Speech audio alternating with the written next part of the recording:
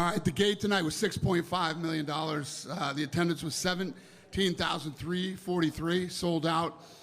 We have 3 of the 4 top 5 gates here. We're number 1, number 4, and number 5 all time. Tonight was number 4.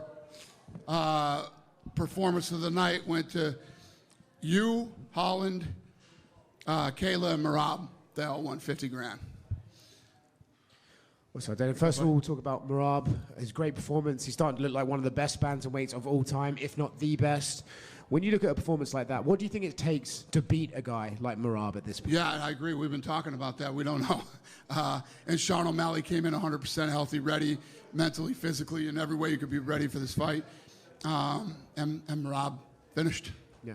Do you think it's just a case of now that Merab can just keep racking up these wins, add to his legacy to just cement the fact that he's the best ever, or would you call him the best bantamweight of all time already? Yeah, listen, he's definitely, he's there. And he will keep racking them up, I'm sure. The Umar rematch is interesting, you know. And it makes your legacy even better when you ran through everybody twice, so we'll see. That could happen before the Corey Sandhagen fight? Or do you think no. Okay. I'm just saying. Yeah. Obviously, Kayla Harrison won, become the new champion, and I think sometimes people criticize women's MMA, but when her and Amanda faced off, it felt like a really big fight. Do you agree with how big that fight is, and do you think it's as big as it used to be when you originally wanted to make it back in the day? I do, because I think, you know, now that she's coming to UFC and she's actually won the belt and fought her way up, and, you know, Amanda, people respect what Amanda did here, so I agree with you. It felt big. It was a badass stand. It was all organic. None of that was fake. We had no intentions of her going up into the octagon. I actually had to tell the guys to let her up. They weren't even letting her in. So, yes. Okay. Look, I want to ask you about something else outside of tonight. It's a conversation we've had many times now, the Tom Aspinall, Jon Jones fight. It's a bit different now, right? Because Jon's been tweeting a lot about the fact that he's told you his plans, he's ready to vacate the belt, and all the rest of it. He said he's ready to vacate the belt? He said he doesn't care if you strip him, he would vacate it. Fucking crazy. Yeah, I've been busy. I haven't been keeping up with the gossip. He comes back. He's either back today or came back yesterday or whenever he's in Thailand. So he's home. We'll be home tonight. And Tuesday, we'll figure this out. If he doesn't fight, because he also called out Francis Ngannou. He said he'd rather fight Francis, which I assume... Who did? John. Yeah. Okay. Not that interested in that then. But if he doesn't fight Tom Aspinall and he does walk away, do you think he's ducked him? Tom Aspinall's the guy. He's the guy.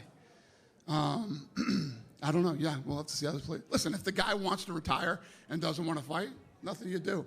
I didn't want Habib to retire. I thought DC should have stayed in it longer. So it's none of my business. I'll do what I can to make the fight if we can. If he's talking that crazy shit, I didn't realize that. Yeah, and last one on this. I remember the time when GSP announced he was walking away after the Johnny Hendricks fight, and you said he owes it to the belt and the company to at least defend it against the guy that rightfully should fight for it. Do you think that's kind of the same here with Jon? Yeah, but Jon's been Jon since he walked in the door here. And yeah, I was younger then. Yeah, realize shit doesn't go the way you would like it to go all the time. Dana, what did you make of Patchy Mick's performance? Because it felt like when he came into the UFC, there was a bit more buzz from the diehard fans than the Chandlers and the MVPs. Because Patchy's in his prime, he's 21-1, he was the reigning champion coming over, and then online it just the kind of the narrative was that was not the Patchy Mix we had seen the last several years in there against Mario. So I'm curious, what did you make of it? Yeah, I mean, we've seen it happen before when you come from the smaller shows and get to the UFC. Some people shine and some people have a rough time. It's not easy. So. And with Merab, is he just like a promoter's dream? Because he's a character. He does have exciting fights. He said he wants to defend the belt 2 more times this year, which is 4 title fights in 1 year. Is he just a promoter's dream? Yeah, I love that. And he looks better every time he fights too. He looked really good tonight. He's similar question about Joshua Van. He's 23. He's like 2-0, 3-0 this year. He wants to fight 5-6 times this year. He's already saying he wants to fight in San Antonio and Noche UFC. So the broadcast seems to think he's a budding star at flyweight. Anybody who talks like that and says, I want to fight as many times this year, it's the greatest thing you can do for yourself. If you're really built that way, when you look at the old-time fighters in boxing, some of those guys used to fight every weekend. So yes, when that is your mentality, I agree with the guys. And if you can win, look at Hamzat when we were in Fight Island. He's like, I want to fight again next weekend. Yeah. I said, okay, love it. Same for Kevin Holland. He won, and he says he wants the worst welterweight in the division, and says he wants to fight Colby Covington. It's a fun fight. Yeah. And then just last one for me, more unrelated to this fight, but Turkey made it seem like you weren't going to be promoting the Terrence Crawford-Canelo fight. Is there anything you can kind of clear up on that? He made it feel like I wasn't? Yeah, well, he said that someone else was promoting it. He didn't say no TKO. He just didn't include your name in a tweet, and people kind of freaked out online about where'd Dana go. I'm going to tell you what's awesome, man. So there's a lot of fucked up things about boxing, but they don't say shit. Nobody talks. It's the most amazing thing. If we sign a deal, I got to fucking get on my phone quick and go, hey, we just fucking, because 90,000 people will be out there talking about it. These guys don't talk. I'm promoting the fight. Is that fight happening in Vegas still? Because I'll let you guys know when it's time to let you know. Dana here. To go back to Merab and his desire to have 4 title defenses this year, that's never happened before. The most was 3, and a few fighters have done that. Would you be willing to accommodate that schedule for him if he wants to do I never say no to guys that want to fight too much. Yeah. There's no such thing. Yeah. And just Kayla, obviously Olympic gold medalist, 2-time now UFC champion, 2-time PFL champion. Where would you rate her, I guess, amongst the greatest combat sports athletes overall resume? Well, she just won tonight. Let's let her defend a couple times, and and obviously she's going to fight the GOAT. So see how that plays out. But yeah, what she's accomplished as an athlete, period, is awesome. She was in here talking about how hard the weight cuts on her, and it was really scary Thursday night. I talked to Ali a few days ago. He's like, I'd love to see her fight Amanda first at 45, and then maybe a rematch at 35. Would you ever entertain doing that fight first at 45? I don't know. Well, we haven't got into that yet. You know, tonight just sort of happened. You don't know who's going to win. Juliana's a little maniac, so who knows how that fight was going to go. But now that we know, and we know that Amanda really does want to fight her, we'll start figuring out all the details. Yeah. And to go back to the thing on Jon Jones, did you see the petition online from the fans? Yeah. What did you just make of that? Every human on earth was DMing it to me, and yeah, I saw it. I know you say you always listen to the fans and give the fans what they want. I'm just curious what you make of that. How many fans are there worldwide now? What's the number? It's 400 million or something like that. Yeah, 130,000 people want to see him stripped. Sure. Yeah. Not enough. No, I'm not saying that. It's kind of fucking silly. Sure. We didn't see you in Montreal. What did you think of Jack Del Maddalena's title win over incredible. Muhammad? Yeah, incredible performance. Yeah. And you're looking at Islam and Jack for some time this year? We're working on some stuff, yeah. And just last thing, do you have any updates on the rights negotiations deal for the U.S.? Are talks happening? When could we hear an announcement? We're into it. We're deep into it. Yeah. Could happen in June, July, August, or September. Okay, thank you. Yep. Could you talk to us about Zombie, on your right, Dana? Yeah. Talk to us about Zombie Jr., Talk. Yeah, it's funny, that guy came off looking for a fight, and so did Merab. I'm glad I signed him. He can strike pretty well. We going to get a good step up in competition from him soon, or just going to... I don't know. He just won tonight. We'll see what happens. Did you sign the petition? No, I did not. Dana, back here. A couple of things. Did you notice the thing just before Merab was walking out? There was a kind of a fence collapse issue or something. Did you see that and kind of what we were? Yeah, it's our second one in 25 years. Yeah, everybody was hanging over the edge and it collapsed. Everybody was all right. And thank God this time it was a low one, not a high one. Obviously, this Jon Jones thing is what a lot of people are talking about. I wonder, is there anything that PFL or Francis could do to make that a realistic option for you guys, or are you fully focused on Aspinall?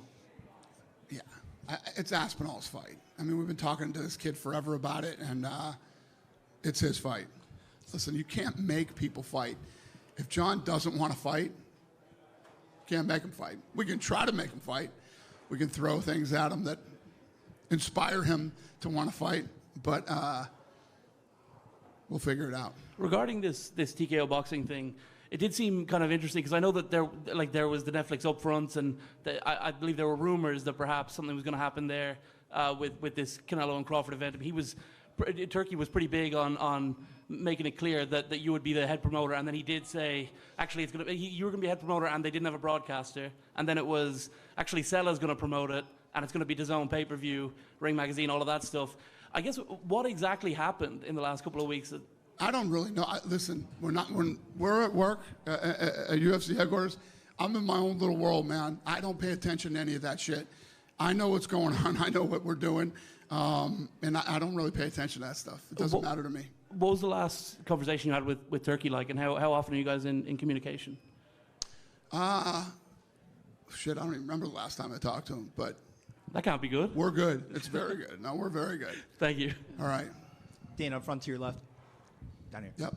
So when Amanda, was announced as joining your UFC Hall of Fame a couple of months back, and then within an hour she's saying she wants to return to the cage. Did you guys know that going in when you were planning to give her an honor? Yeah, she had been talking for a long time. I think that if Kayla made it to become a UFC world champion, that she would be interested in fighting her.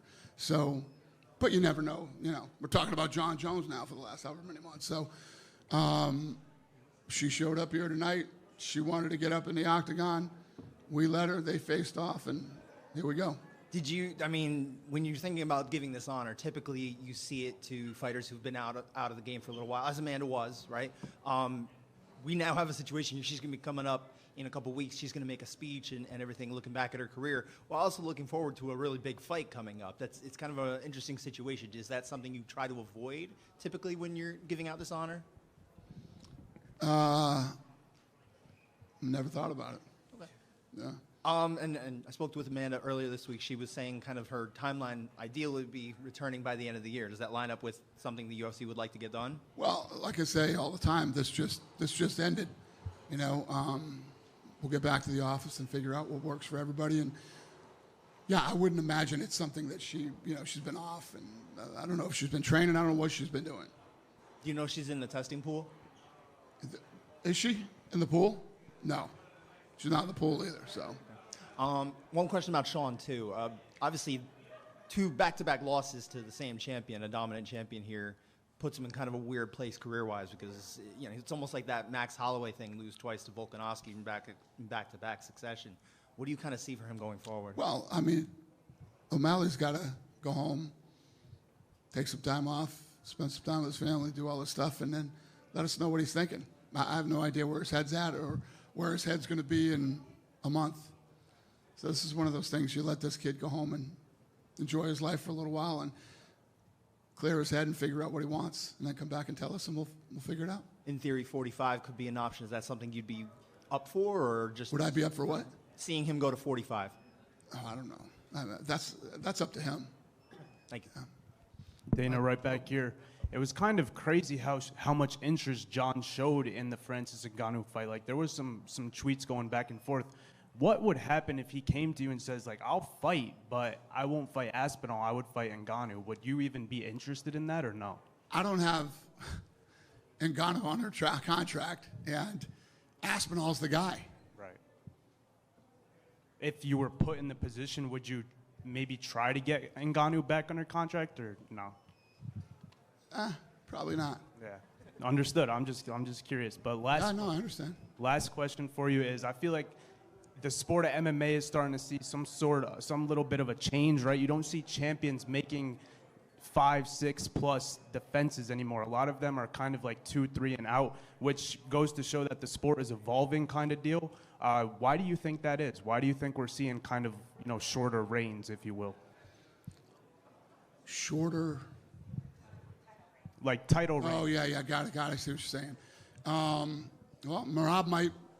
We'll see what happens with Merab. It depends on the talent. I mean, the guys that did those type of defenses whether it was Jon Jones, who is considered by many the greatest of all time, Anderson Silva.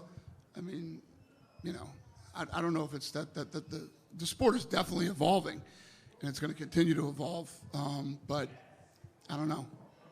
And last question, in a few weeks you'll take the promotion to Azerbaijan for the very first time. What are you expecting out there? How excited are you to cross off another place to bring the UFC?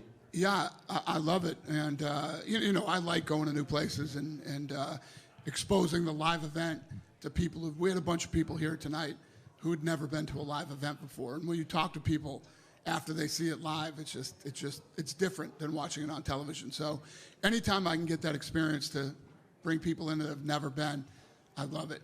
It's literally my goal over the next however many years till I drop dead. Yeah. Thank you, man. Yeah. Hey Dana, over here. Mm-hmm. Is a Pantoja Merab super fight something you're open to in the future? Never even thought about it till you just said it. I'm open to anything that makes sense and that people want to see. Also, you recently came out with the energy drink Form. If anyone wants to try it out, what's some flavors you recommend? The Form? Well, obviously everybody is going to have their own opinions and their own. For mine is orange right now, but Lene loves the grape. I don't know.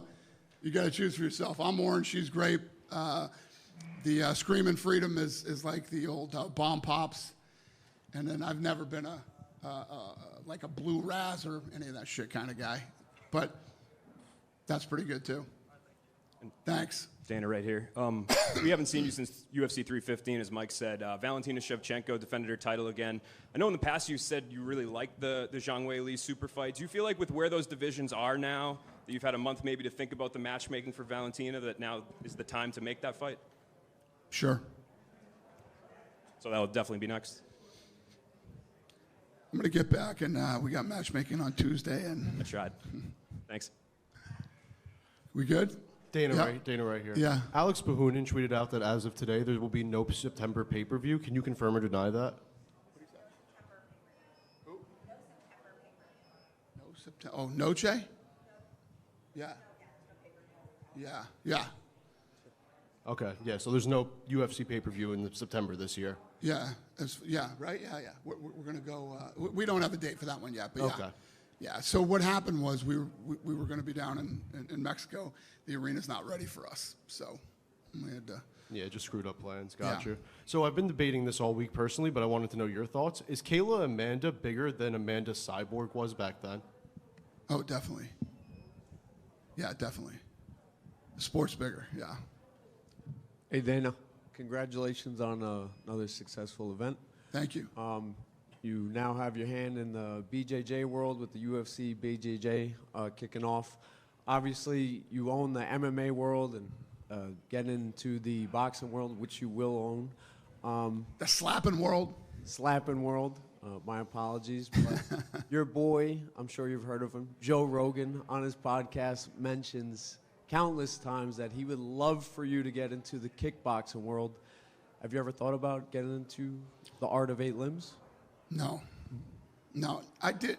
I shouldn't say no. Maybe I did. 20 years ago, we were looking at some stuff.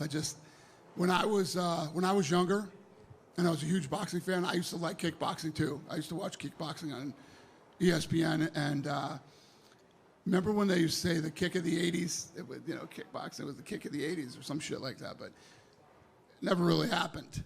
And I don't know. It's just not.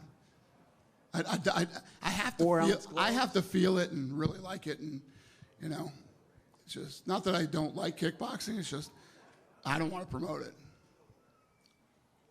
I like Muay Thai too, but I mean, why would I pick kickboxing over Muay Thai? Why not do Muay Thai, which I think is way more violent? Yeah, I'm not into it. Dana, other way, over here. Yep. Yeah, one more thing on just Jon. I know you said you can't make him fight Tom, and it's ultimately up to him.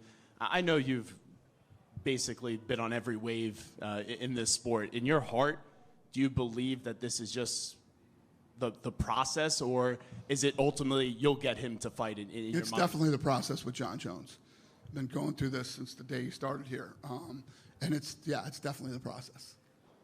Do you believe Him it and ultimately Anderson will happen, Silva, though? him and Anderson Silva, every time, throughout the history of being in business with those guys, when it comes time to get them fight, it's like dealing with artists. It's interesting. What's your gut?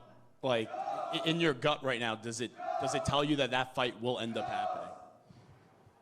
What's that? Like, in your gut, do you think that fight will ultimately end up happening? Yeah, I mean, I've been saying it since the beginning, and Jon Jones agreed to do the fight. So Jon Jones was offered the deal and accepted the deal. Dana. Yeah. Dana here. Heading into the fight, some people had concerns of a lackluster card, essentially of the entire card. However, I wanted to know personally, what did you think of the card tonight? Because it looked like the place was rocking. Yeah. How did that start? You said people were expecting a lackluster card? Yeah, people saw the card, and it got a lot of feedback on Twitter and things of that nature. People expected a lackluster card. However, tonight seemed really exciting. Yeah, that's the goofiest shit of all time when people start talking about fights or cards before they happen. If you want to judge a card, judge it after it happens. And, if you think fights were lackluster or the card didn't live up to expectations. It's like I've been hearing this shit for 25 years. So, but I thought the card was good. It was a fun night. Yeah, and at the end of the day, if you look at, there's 4 performance of the night bonuses tonight. That's a good night.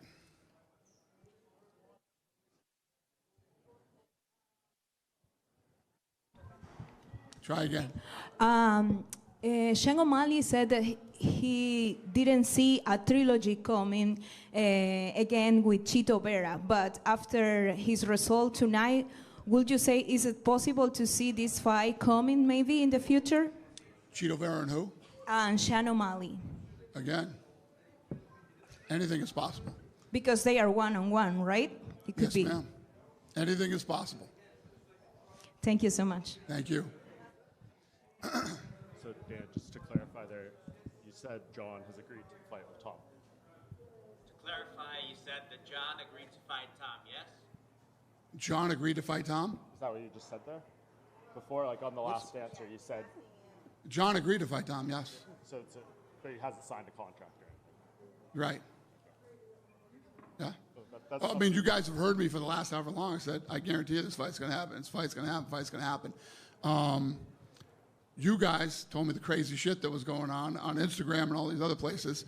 But yes, I've been saying Jon is going to fight Tom.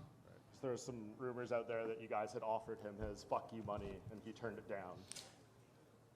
Unless you hear it come from here or we put out a press release, don't believe any of this bullshit. It's like the Turkey stuff, you know what I mean? And everybody's saying, I know Turkey said some stuff, but unless we come out and say something, it's all bullshit. I just don't get sucked into that stuff anymore. I don't even care. I don't even listen to it. And most of the time, the shit that I hear that happens, I hear from you guys when I come to things like this. Otherwise, I don't care and I don't pay attention to any of that stuff. But yes, Jon agreed to fight Tom. Fact. Good? Thank you, guys. Good night.